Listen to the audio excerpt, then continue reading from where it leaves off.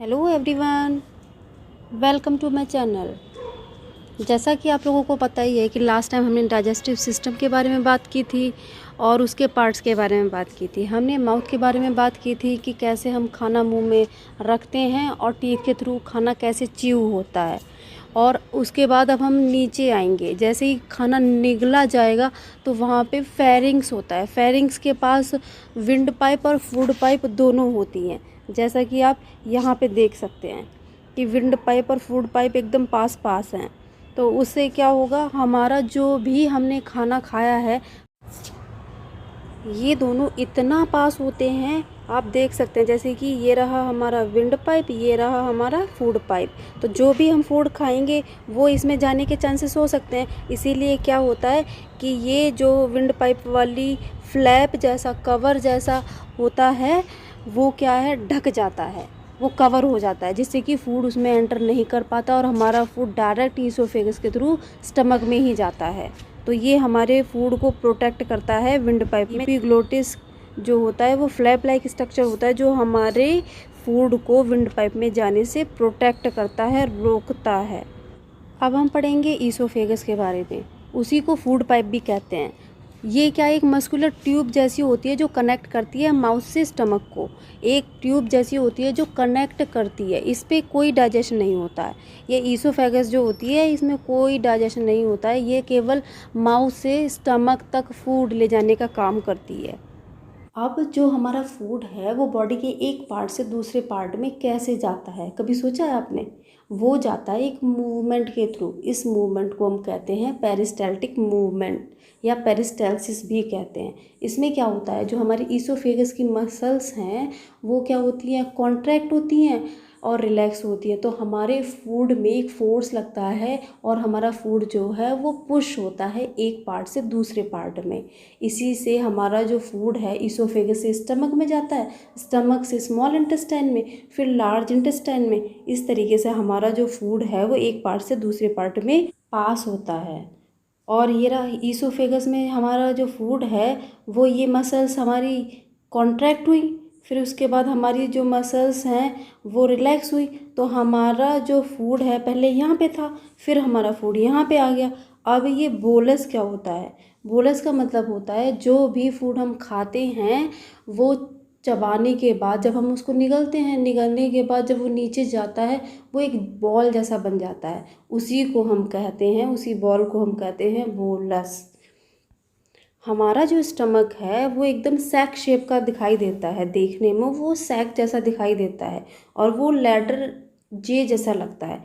Alphabet में जो जे letter होता है उसके जैसा दिखाई देता है हमारा स्टमक जो है वो देखने में। ठीक है, अब हमारे स्टमक का काम होता है स्टोर करके रखने का। जो हमारा जो फूड है वो ईसोफेगस से आया है तो वो स्टमक में आके स्टोर होगा।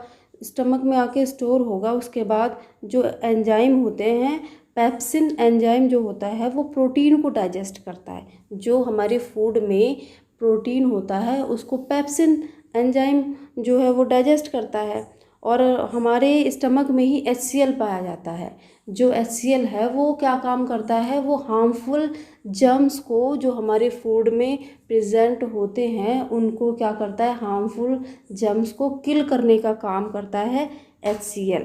ठीक है, और एक म्यूकस होता है। म्यूकस जो है, जो हमारे स्टमक की लाइनिंग है, जो हमारे स्टमक की इनर लाइनिंग है वो म्यूकस प्रोड्यूस करती है, जो HCl से हमारे स्टमक की वॉल्स को प्रोटेक्ट करता है। म्यूकस का काम होता है हमारे स्टमक की वॉल को प्रोटेक्ट करना HCl से, क्योंकि HCl जो है वो हार्मफुल होता है और वो हमारे स्टमक को डैमेज कर सकता है। इसीलिए ये म्यूकस जो है हमारे स्टमक की लाइनिंग को प्रोटेक्ट करने का काम करता है। लीवर, लीवर जो है लार्जेस्ट ग्लैंड है और लीवर का काम होता है फ़िल्टर करना। हमारे ब्लड में जो भी टॉक्सिक सब्सटेंसेस होते हैं उन सब को फ़िल्टर करने का, डिटॉक्सिफिकेशन का काम होता है हमारे लीवर का। और हमारा जो लीवर है वो बाइल जूस प्रोड्यूस करता है। वो जो बाइल जूस होता है वो फैट को डाइजेस्ट करने में हेल्प करता है। जो भी हम ऑयली खाते हैं उन सब को डाइजेस्ट करने का काम जो है वो हमारा लीवर करता है।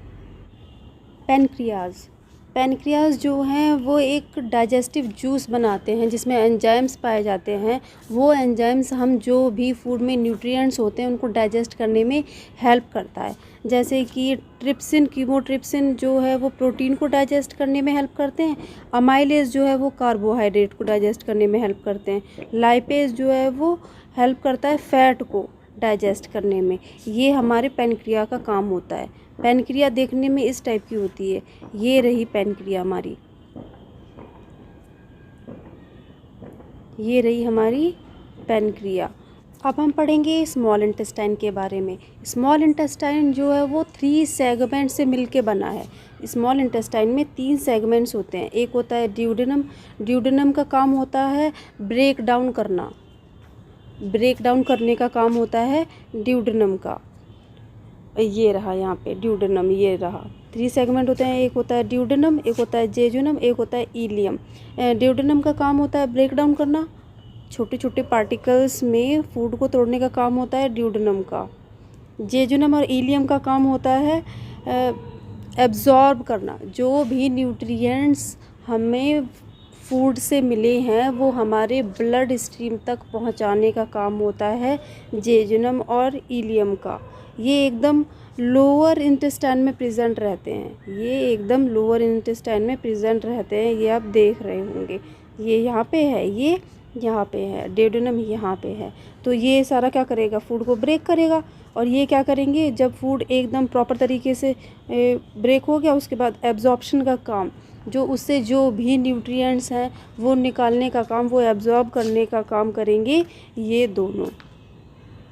अब हमारे स्मॉल इंटेस्टाइन में एक फिंगर लाइक प्रोजेक्शन, मतलब हमारे हाथ के जो फिंगर्स होते हैं उसकी शेप के जैसे विलीज पाए जाते हैं। हमारे स्मॉल इंटेस्टाइन में हाथ के जैसे फिंगर लाइक प्रोजेक्शंस पाए जाते हैं, उनको हम विली कहते हैं। विली का काम क्या होता है, ज़्यादा से ज़्यादा सरफेस एरिया मिल पाए जिससे कि ज़्यादा से ज़्यादा न्यूट्रिएंट्स का एब्जॉर्प्शन हो पाए। ये काम होता है विलीज़ का।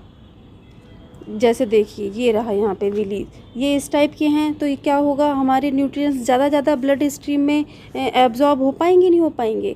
जितने ज़्यादा न्यूट्रिएंट्स एब्जॉर्ब हो पाएंगे उतना ज़्यादा हमारी बॉडी के लिए अच्छा होगा। तो ये सारा काम जो होता है विलीज का होता है। ये स्मॉल इंटेस्टाइन में ही पाए जाते हैं। फिंगर लाइक प्रोजेक्शंस को ही हम विली कहते हैं। स्मॉल इंटेस्टाइन में सारे न्यूट्रिएंट्स के अब्जॉर्प्शन के बाद अब हमारा फूड जाएगा लार्ज इंटेस्टाइन में। तो जो भी चीज़ें बाकी रह गई है जैसे वाटर और सॉल्ट, जो जिसकी हमारी बॉडी को रिक्वायरमेंट है, वो हमारा लार्ज इंटेस्टाइन जो है वो एब्जॉर्ब कर लेगा।